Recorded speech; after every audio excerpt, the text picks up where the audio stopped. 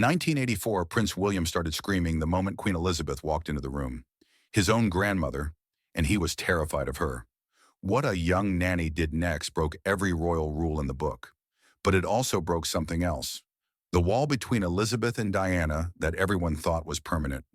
This is the untold story of how one brave woman taught the Queen of England that love matters more than protocol, and how a single moment in Kensington Palace changed the future of the royal family forever. Subscribe and hit that notification bell because what you're about to hear has never been told publicly until now.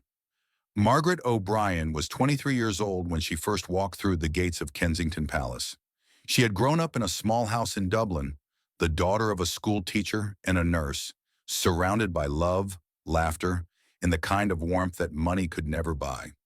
When the opportunity came to work as a nanny for the royal family, Margaret thought she understood what she was getting into. She had read the newspapers. She had seen the photographs. She knew about the protocols, the formality, the centuries of tradition that governed every aspect of royal life. But nothing could have prepared her for what she was about to discover. Her first day at Kensington Palace was overwhelming. The hallways seemed endless. The staff moved like shadows and everyone spoke in hushed tones, as if the walls themselves were listening.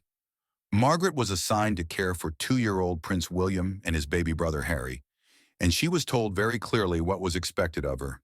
Maintain the schedule, follow the rules, and above all else, never overstep her boundaries. But then she met Princess Diana. Diana walked into the nursery that first morning wearing a simple sweater and jeans, her hair slightly messy, her smile impossibly bright. She didn't look like a princess. She looked like a young mother who had been waiting all morning to see her children. She scooped William into her arms and covered his face with kisses, laughing as he giggled and squirmed. She turned to Margaret with those famous blue eyes and said something that Margaret would never forget. "Please don't call me your Royal Highness in front of my boys. In this room, I'm just Mummy." Margaret knew in that moment that Diana was different. In a palace built on centuries of cold formality, Diana had created a small island of warmth. She sang to her children. She played games on the floor. She let them make messes and didn't scold them for being loud. She held them constantly, kissed them freely, told them she loved them 100 times a day. It was the kind of motherhood that Margaret had grown up with in Dublin, and the kind that seemed almost revolutionary within these palace walls. But Margaret also noticed something else, something that made her heart ache. Diana was lonely. Behind that radiant smile was a sadness that Margaret recognized but couldn't name. Diana would sometimes stand at the window for long minutes, staring out at nothing, her fingers pressed against the glass like she was trying to reach something on the other side. She rarely mentioned Prince Charles, and when she did, her voice became flat and distant. And whenever the subject of Queen Elizabeth came up, Diana's entire demeanor would change. "She doesn't approve of me," Diana confided to Margaret one afternoon, watching William play with his blocks. "She thinks I'm too emotional, too modern, too much." Margaret didn't know what to say. She had never met the Queen, but she had heard the stories, the legendary reserve, the impenetrable composure, the woman who had been trained since childhood to put duty above everything else, including her own feelings. Elizabeth and Diana seemed like two creatures from different worlds, speaking different languages, unable to understand each other across an impossible divide. But Margaret had no idea that she was about to become the bridge between them. October 15th, 1984 started like any other day at Kensington Palace. Margaret arrived at the nursery at 7 in the morning, relieved the night nanny, and began the familiar routine. Breakfast, bath time, playtime, and then the endless task of keeping an energetic 2-year-old entertained while his baby brother napped. Diana had left early that morning for an official engagement in Birmingham. She had kissed William goodbye at least 5 times, promising to be back before dinner, making him promise to be good for Margaret. William had waved at the window until her car disappeared from view, and then he had turned to Margaret with those big blue eyes and said, "Play dinosaurs?" They were in the middle of an elaborate dinosaur adventure. William was the T-Rex. Margaret was apparently a very slow brontosaurus, when the door to the nursery suddenly opened. Margaret looked up, expecting one of the housekeeping staff or perhaps the butler with a message. Instead, she saw something that made her freeze in place. Queen Elizabeth II stood in the doorway. She was smaller than Margaret had imagined, dressed in a pale blue suit with a string of pearls at her throat, her posture perfect, her expression unreadable. Two ladies in waiting hovered behind her like nervous shadows. The Queen had come to Kensington Palace unannounced, something that almost never happened, and now she was standing in the nursery doorway, looking at her grandson. "Your Majesty," Margaret stammered, scrambling to her feet and attempting some kind of curtsy. "We weren't expecting, nobody told us." But the Queen wasn't looking at Margaret. She was looking at William, and William was looking back at her with an expression of pure terror. For a long moment, nobody moved. The Queen stood perfectly still, her face betraying nothing. William stood frozen beside his toy dinosaurs, his small body rigid, his eyes wide with fear. Margaret could see his lower lip beginning to tremble. "William," the Queen said, her voice formal and measured, "come and greet your grandmother properly." That was when William started to scream. It wasn't a tantrum. It wasn't the cry of a child who wanted attention or was tired or hungry. It was the scream of a little boy who was genuinely frightened of his own grandmother. He backed away from Elizabeth, pressing himself against Margaret's legs, his small hands clutching her skirt as tears streamed down his face. "No, no, no," he wailed. "Don't want to. Want mummy. Want mummy." The Queen's face went pale. Margaret saw something flicker across those famous composed features. Shock, pain, something that might have been devastation, before the mask snapped back into place. Elizabeth's ladies-in-waiting exchanged horrified glances. One of them stepped forward as if to intervene, but Elizabeth held up her hand. "What is wrong with him?" she asked, and for the first time, her voice sounded uncertain. Why is he afraid of me?" Nobody answered. Nobody could answer. The staff stood frozen, trapped between protocol and the terrible scene unfolding before them. You didn't speak to the Queen unless spoken to. You didn't offer opinions. You didn't explain. You simply waited for instructions. But Margaret O'Brien, the girl from Dublin who had been raised to believe that kindness mattered more than rules, did something that nobody expected. She picked up a photograph from the shelf beside William's bed. It was a picture of Diana holding both her boys, all three of them laughing, their faces pressed together in joy. Margaret walked across the room, her heart pounding so hard she could hear it in her ears, and held the photograph out to the Queen of England. "Tell him about his mother, Your Majesty," she said quietly. "When he's scared, talking about Princess Diana always helps him feel safe." The silence that followed was the longest of Margaret's life. She was certain she would be fired on the spot, dismissed, perhaps even banned from ever working in a royal household again. You didn't tell the Queen what to do. You simply didn't. But Elizabeth didn't call for security. She didn't dismiss Margaret with an icy glare. Instead, she looked down at the photograph in her hands, at Diana's smiling face, at her grandchildren's joy, and something in her expression shifted. Slowly, the Queen lowered herself to her knees. Her suit wrinkled against the nursery floor. Her perfectly coiffed hair came slightly undone, and in a voice that Margaret had never heard before, soft, almost gentle, Elizabeth began to speak. "William," she said, "do you see this picture? Do you see your mummy? She has the most beautiful smile, doesn't she? Your mummy loves you so very much. She talks about you all the time. Did you know that? She tells everyone what a brave, wonderful boy you are." William's screaming subsided into hiccups. He peeked out from behind Margaret's legs, looking at the photograph in his grandmother's hands. "Mummy?" he said, his voice small and wet with tears. "Yes, your mummy. She's coming home soon to give you a big cuddle. But until then, would you like to tell me about your dinosaurs? I've never played dinosaurs before. Perhaps you could teach me." What happened next was something that Margaret would remember for the rest of her life. Prince William, the 2-year-old who had been screaming in terror just moments before, slowly released Margaret's skirt and took a hesitant step toward his grandmother. Then another. Then another. And then, with the simple trust that only children possess, he reached out and took Elizabeth's hand. "This one's a T-Rex," he said, holding up his toy. "He's scary, but he's nice." Margaret saw Queen Elizabeth's eyes fill with tears. Just for a moment. Just a brief shimmer that was blinked away almost instantly. But it was there. The Queen of England, the woman who had been trained never to show emotion in public, was crying in a nursery over a plastic dinosaur. "I see," Elizabeth said, her voice slightly unsteady. "He's scary, but he's nice. I think I understand." The Queen stayed in that nursery for 2 hours. She sat on the floor with her grandson, playing with dinosaurs, letting him explain the complicated rules of his imaginary games. Laughing, actually laughing, when he made roaring sounds and pretended to chase her. When baby Harry woke from his nap, she held him in her arms and sang a lullaby that Margaret didn't recognize. Something old and gentle that seemed to come from a different era entirely. And throughout it all, she kept looking at Diana's photograph. When it was finally time for her to leave, Elizabeth rose from the floor with some difficulty. Her knees weren't what they used to be, and smoothed down her wrinkled suit. She nodded to Margaret, a small acknowledgement that might have meant anything, but then she paused at the door.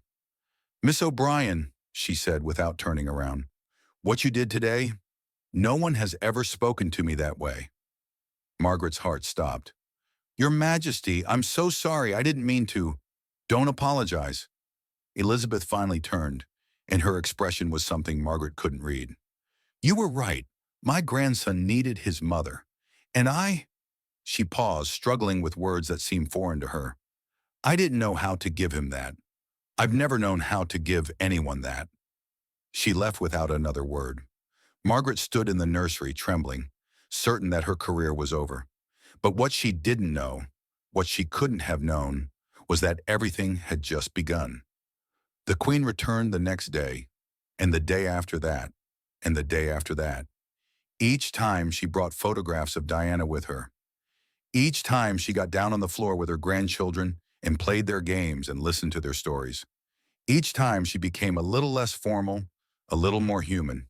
And then 1 week after that first terrible morning, Diana came home early from an engagement and found something she never expected to see.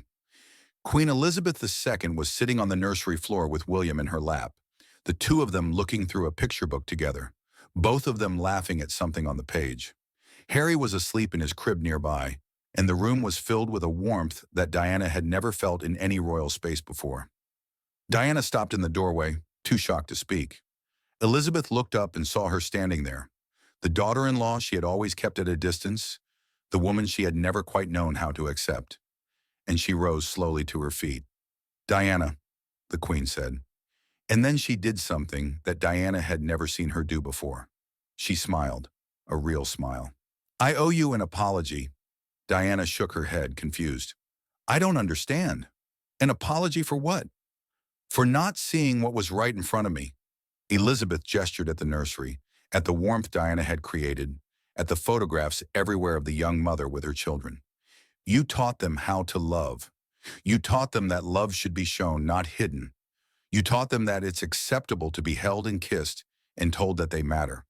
The Queen paused, and when she spoke again, her voice was barely above a whisper. "No one ever taught me that, and I'm afraid I never learned." Diana stood very still, tears streaming down her face. "I thought you hated me." "I never hated you. I simply didn't understand you. You do things so differently than how I was raised, so differently than anything I've ever known." Elizabeth took a step toward her daughter-in-law, a step that crossed decades of distance and misunderstanding. "But different doesn't mean wrong. It means you saw something I couldn't see. And because of you, my grandchildren know that they're loved. That's a gift, Diana. The greatest gift any mother can give." And then Queen Elizabeth did something that no one in the room would ever forget. She reached out and took Diana's hands in her own. "Thank you," she said simply. "Thank you for loving them the way they deserve to be loved." Margaret, watching from the corner, saw both women crying now. The princess and the queen, the rebel and the institution, two women who had been set up as enemies, finally recognizing each other as allies. Diana pulled Elizabeth into a hug, and the Queen of England, the woman who never showed physical affection in public, hugged her back. It was, Margaret would later reflect, the most beautiful thing she had ever witnessed. Margaret O'Brien continued to work at Kensington Palace for another 10 years. She watched William and Harry grow from toddlers into young boys. She watched Diana fight her battles with the palace, with the press, with a marriage that was crumbling around her. She watched Elizabeth and Diana build something that looked almost like friendship. Not perfect, never easy, but real in a way that mattered. And she watched that friendship grow through dozens of small moments. The private tea invitations, the handwritten notes, the way Elizabeth began to stand up for Diana in meetings where she had once remained silent. None of it was public. None of it made the newspapers. But it was there, quiet and steady, two women who had found their way to each other through a little boy and a plastic dinosaur. Diana would sometimes talk to Margaret about Elizabeth during their quiet moments together. "The Queen is lonely, Margaret," Diana said once, watching the boys play in the garden. "Lonelier than me, I think. She was never allowed to just be a person. From the moment she was born, she was an institution. Can you imagine what that does to someone? Never being held without purpose? Never being loved without expectation?" Margaret didn't know how to answer, but she understood in that moment that Diana saw something in Elizabeth that the rest of the world couldn't see. Behind the crown and the protocols and the centuries of tradition was simply a woman who had never learned how to show love, not because she didn't feel it, but because no one had ever taught her that showing it was allowed. The day Diana died, Margaret was watching the television in her small flat in London. She saw the news break. She saw the footage of the crash. She saw the world fall apart. And then, in the days that followed, she saw something that broke her heart all over again. The newspapers attacked Queen Elizabeth for her coldness, for her silence, for staying at Balmoral while the nation grieved. They didn't understand, Margaret thought. They couldn't understand. Elizabeth wasn't being cold. She was protecting her grandsons, the boys Diana had loved more than life itself, shielding them from the chaos, giving them space to grieve in private before they had to perform their grief for the entire world. When Elizabeth finally returned to London and bowed her head as Diana's coffin passed, Margaret saw what no one else seemed to see. She saw a woman saying goodbye to someone she had genuinely come to love. Someone who had taught her that being a grandmother could be different from being a queen. But Margaret kept her silence. For decades, she kept her silence. Because some stories weren't hers to tell. Because some moments were too sacred to share.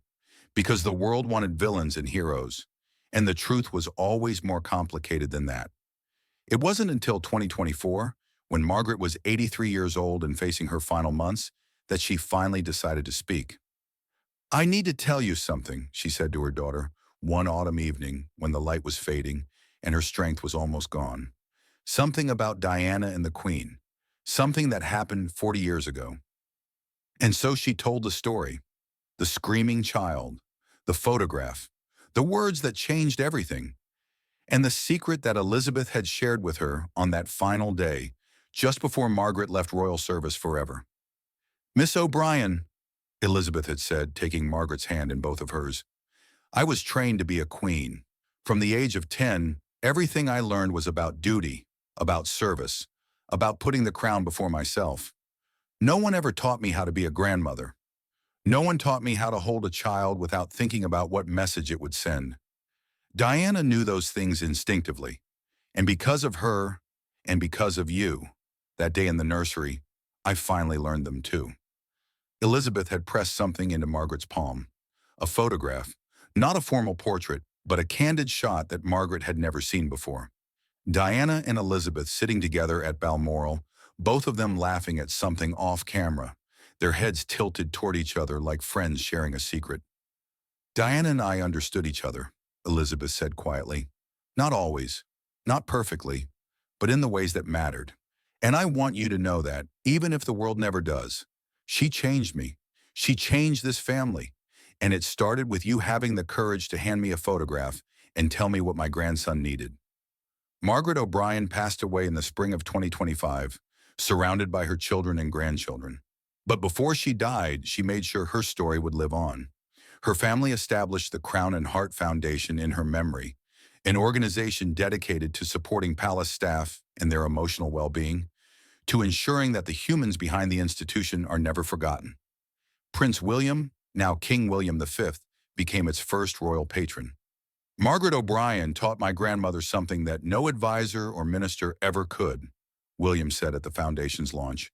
She taught her that a grandmother's love matters more than a queen's distance. And because of that lesson, I grew up knowing that I was loved, not just by my mother, but by my entire family. That's a gift I'll carry with me forever. Today, a small plaque hangs in the nursery at Kensington Palace. Most visitors walk right past it without noticing. But those who stop to read it find these words. In this room in 1984, a young nanny reminded a queen that love is the only protocol that matters. For Diana, for Elizabeth, and for all the children who deserve to be held. Margaret O'Brien never sought fame. She never wrote a tell-all book or gave explosive interviews. She simply lived her truth, that kindness matters, that courage matters, and that sometimes the smallest gesture, a photograph held out by trembling hands, can change the course of history. Diana showed the world how to love publicly. Elizabeth learned to love privately. And Margaret O'Brien showed them both that the two kinds of love could exist in the same heart, in the same family, in the same imperfect and beautiful world. The Queen and the Princess were never the enemies the world wanted them to be. They were two women trapped by circumstances beyond their control, speaking different languages of love, separated by walls that neither of them had built. But walls can come down, hearts can open, and sometimes all it takes is a young woman from Dublin, a crying child, and a photograph of a mother's smile. That's the real story of Diana and Elizabeth. Not a fairy tale, not a tragedy, but something more rare and precious than either, the truth. If this incredible story moved you, make sure to subscribe and hit that notification bell. Share this video with someone who needs to know the real story behind the crown and the princess. And comment below, what would you have done in Margaret's place? The next chapter of Diana's story is coming soon. You won't want to miss it.